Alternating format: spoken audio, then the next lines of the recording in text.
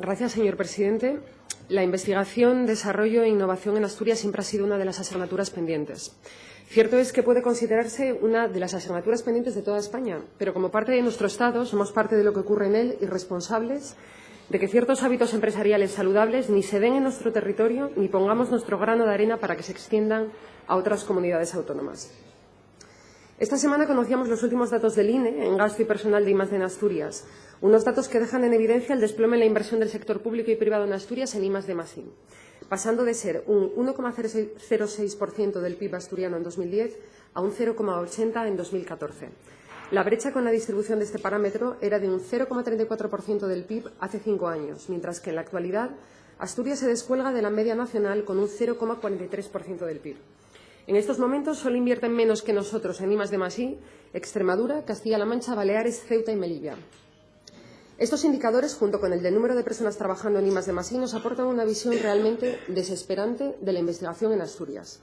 Un sector del que no tendríamos que recordar a este Gobierno no solo su importancia estratégica en el progreso del conocimiento y de la economía, ni tampoco su relevancia en la mejora cualitativa del tejido empresarial y laboral, y, por tanto, su protagonismo en la transición hacia una sociedad socialmente eficiente, con menos desequilibrios, con más estabilidad, en definitiva, con mayor sostenibilidad económica, social y medioambiental.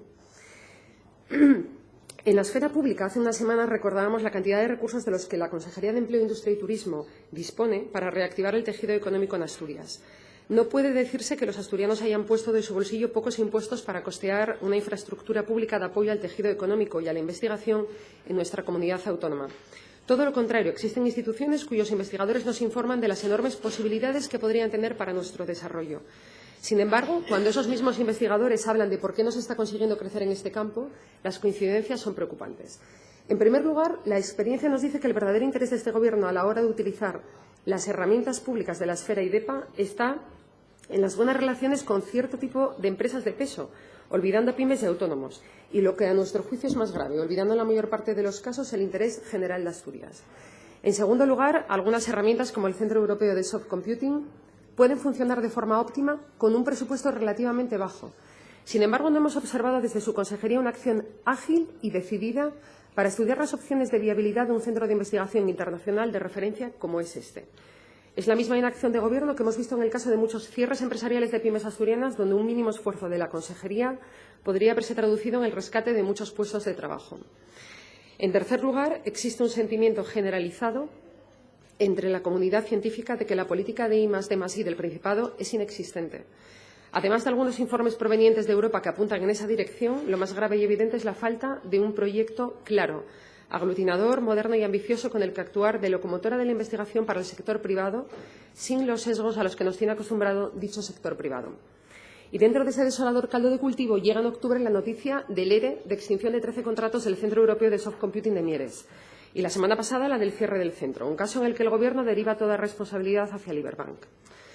La Fundación para el Progreso del Soft Computing fue constituida en diciembre de 2005 por iniciativa de Cajastur, y subrayo eso, con el apoyo del Gobierno del Principado de Asturias, y su puesta en marcha se produjo en febrero de 2016. La principal motivación de la Fundación era la creación de un centro de investigación internacional en el ámbito del soft computing, que contribuyese al progreso del conocimiento y la aplicación de sistemas inteligentes.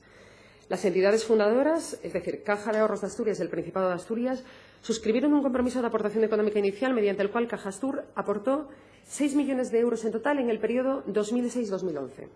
Desde entonces, su aportación anual al centro se fue reduciendo desde los 200.000 de 2012 hasta los 120.000 de 2013 o los 75.000 de 2014 y los 0 euros en 2015. Es decir, desde 2012, Liberbank ya estaba diciendo, y no precisamente con señales de humo, que su intención no era mantener la aportación, sino reducirla hasta lo que hemos visto ahora, 0. Entre tanto, conocíamos el pasado 16 de noviembre que Manuel Menéndez, consejero delegado de Liberbank, había comprado 6,15 millones de acciones para la Fundación Cajastur, a la que representa, lo que refleja bien sus intereses en este momento. Viendo esta tendencia, el centro dio ya la voz de alarma al patronato en enero de 2013 sobre la situación a la que se vería abocado de no conseguir inversores. El patronato decidió entonces que debía ser la gerencia quien buscara nuevos patronos privados que no fueran del sector financiero. Nos encontramos, por tanto, con investigadores buscando financiación. Mientras tanto, la aportación del Gobierno del Principado fue inicialmente de 6 millones de euros a través de fondos mineros y en aportaciones anuales alrededor de 1.800.000 en total hasta la fecha, como usted recordaba aquí hace un tiempo. Y, efectivamente, en el borrador de presupuestos ustedes aumentaban de 150.000 a 200.000 para el año próximo la aportación antes de confirmarse el cierre. Ahora han modificado esa partida. Sin embargo, como hemos dicho anteriormente y viendo el abandono del Liberbank, los fondos públicos serán claramente insuficientes si no se adoptaba una actitud proactiva en la búsqueda de patronos privados. Llegados a este punto, su Gobierno aduce que a la situación económica del centro habría que sumar los problemas jurídicos y administrativos que supondría la salida de Cajastur. Todo ello lo haría insostenible a corto plazo, han señalado ustedes. Pero ahí se quedan, no van más allá. Nosotros creemos que una consejería comprometida con la investigación y con este proyecto debería haber utilizado cualquiera de las herramientas que tiene a su disposición y que solo sacan a relucir con ciertos empresarios. Nos preguntamos dónde está la financiación de la SRP, a qué patronos está buscando fuera Asturex, qué avales está aportando Asturgar, qué ayuda comercializadora está sugiriendo el IDEPA, qué sinergias está aportando la red de centros de empresas. Estamos hablando de herramientas existentes que podían haberse utilizado antes. Y le pido, por favor, que no nos conteste solo con soluciones de urgencia, como la línea de recolocación de tecnólogos, que supone una solución para algunos de los trabajadores del centro, que se van a quedar en la calle, pero que, al mismo tiempo, hablamos de un parche al grave problema de perder una pieza clave de la investigación, no solo en Asturias y en España, sino también a nivel europeo. Gracias. Gracias, señora Gil. Ruego al público se abstenga de intervenir en el debate. Tiene la palabra el Consejo de Gobierno.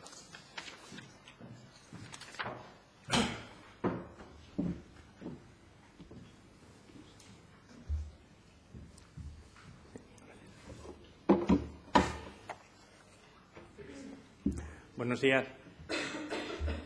Bueno, por empezar por el principio, hablaba de los datos de investigación más desarrollo en el Principado de Asturias y es cierto que son relativamente bajos. Sin lugar a duda, en parte por las limitaciones presupuestarias, pero esa diferencia no la puede achacar, mucho menos en exclusiva o no principalmente al Gobierno del Principado de Asturias. El descenso de la inversión en I+D se debe en un 8%, ha disminuido un 8% la inversión empresarial, un 5,6% la inversión de la universidad y un 3,6% los recursos destinados desde el Principado de Asturias. Por lo tanto, ese diferencial que existe, y otros datos podrían atestiguar lo mismo, es debido básicamente a la falta de implicación de nuestras empresas, del tejido productivo en la investigación en Asturias. ¿Quiere decir que la respuesta a esta escasez es venir aquí a echarle la culpa? Ni mucho menos. La respuesta tiene que ser, lógicamente, colaborar, incentivar para que esa investigación y para que esa inversión se produzca y que efectivamente invierta. Y eso fue lo que se hizo precisamente, como usted nos recordaba, en 2005-2006, cuando Liberbank vino con un proyecto para crear un instituto de investigación. Un proyecto que, como usted dijo, fue una idea, un proyecto de Liberbank y que el Principado apoyó. Y a día de hoy con más recursos incluso de los que puso Liberbank, si sumamos todas las aportaciones realizadas. Eso fue lo que hicimos, suplir las carencias de investigación aportando fondos allí donde existe una iniciativa privada que decide tirar en un momento por un camino.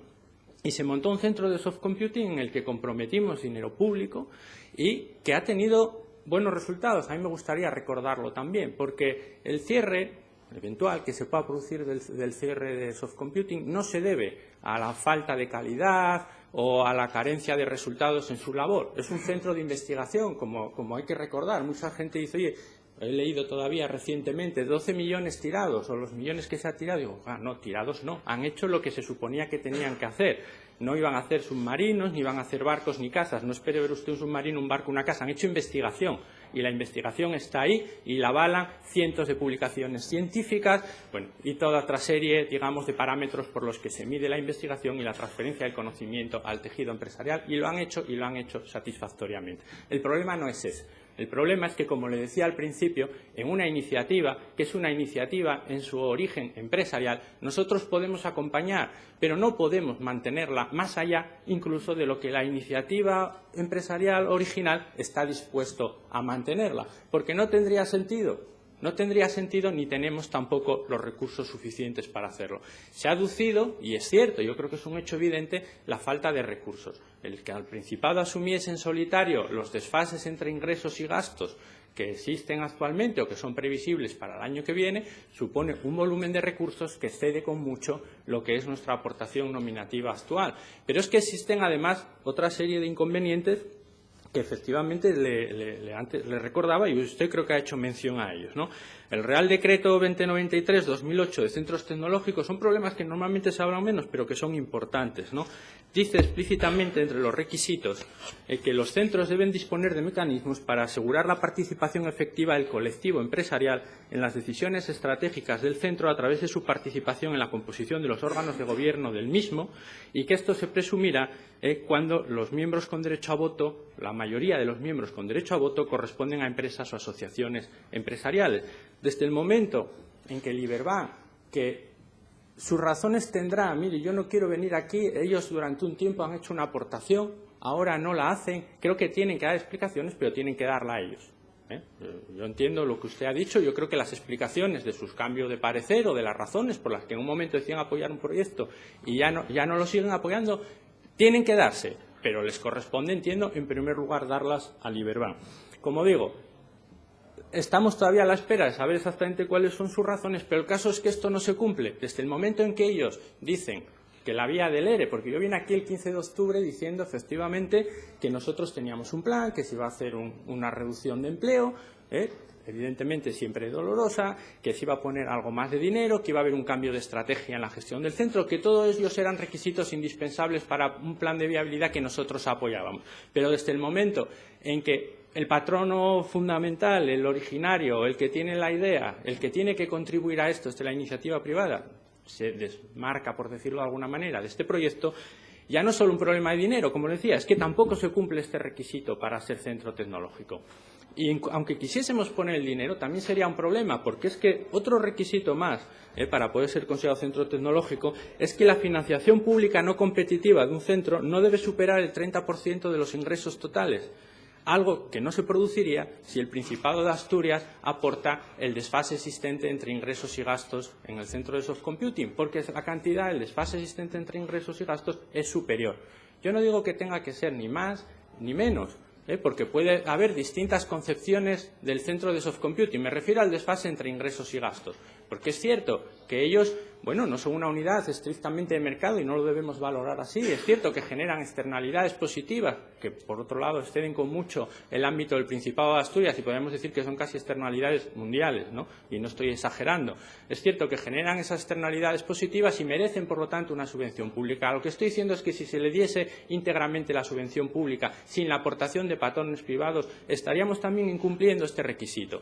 Por lo tanto, se hace necesario la colaboración de patrones que o bien deciden dejar el centro, como decidió en su momento el Iberbank. Usted yo creo que es conocedora de los acontecimientos que allí se produjeron y cómo en un momento dado o se cierra o se van.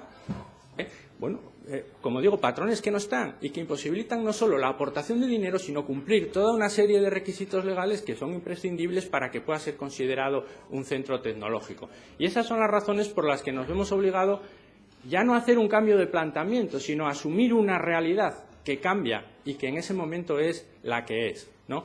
Con independencia de que, lógicamente, tendremos que seguir gestionando el asunto de la mejor manera posible.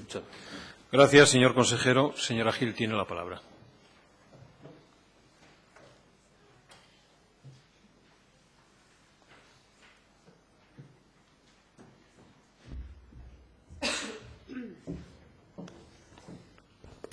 Bien, gracias, señor presidente.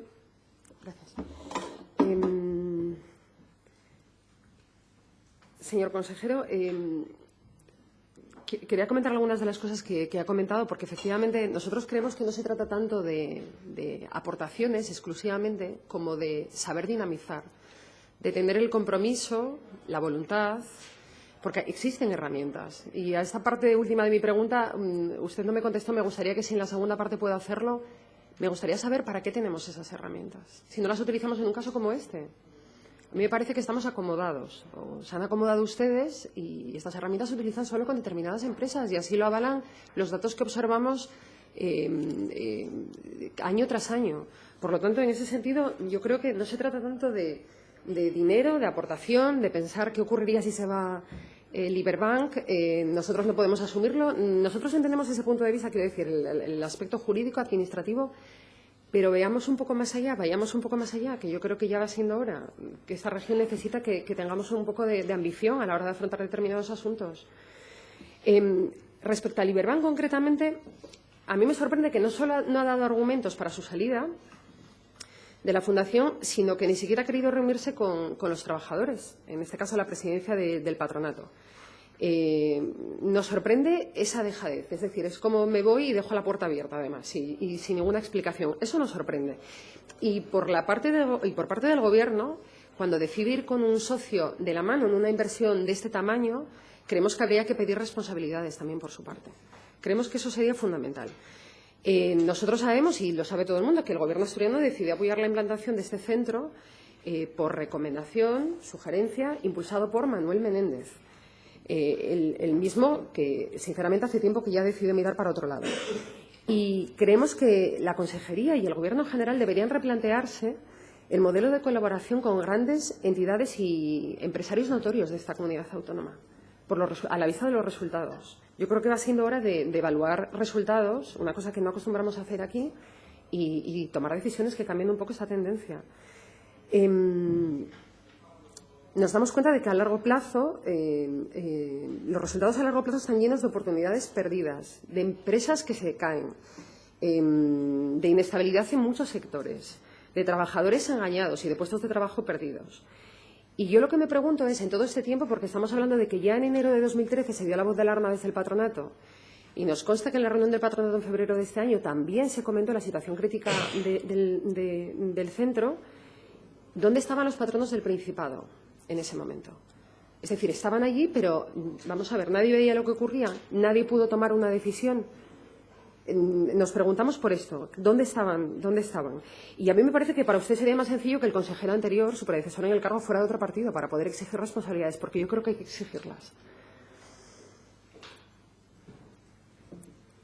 Y lo cierto es que mientras unas personas, como es Liberbank, daban muestras de un abandono progresivo del centro, seguimos sin saber qué hacían nuestros patronos, o sea, los patronos, perdón, del Principado.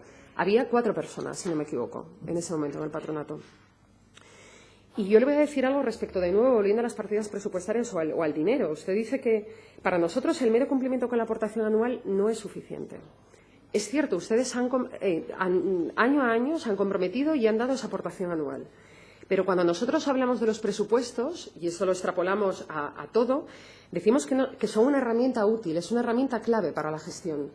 Pero una partida presupuestaria no puede esconder problemas estructurales de fondo e ineficiencias de la Administración y del Gobierno. Señoría, vaya concluyendo. Y aquí nos parece que ha ocurrido esto. Bien, simplemente me gustaría pedir ambición, voluntad e incluso agilidad a la hora de la toma de decisiones. Nos parece que en este caso podría haber sido clave. Y nos parece que ahí necesitamos un cambio de rumbo en ese sentido.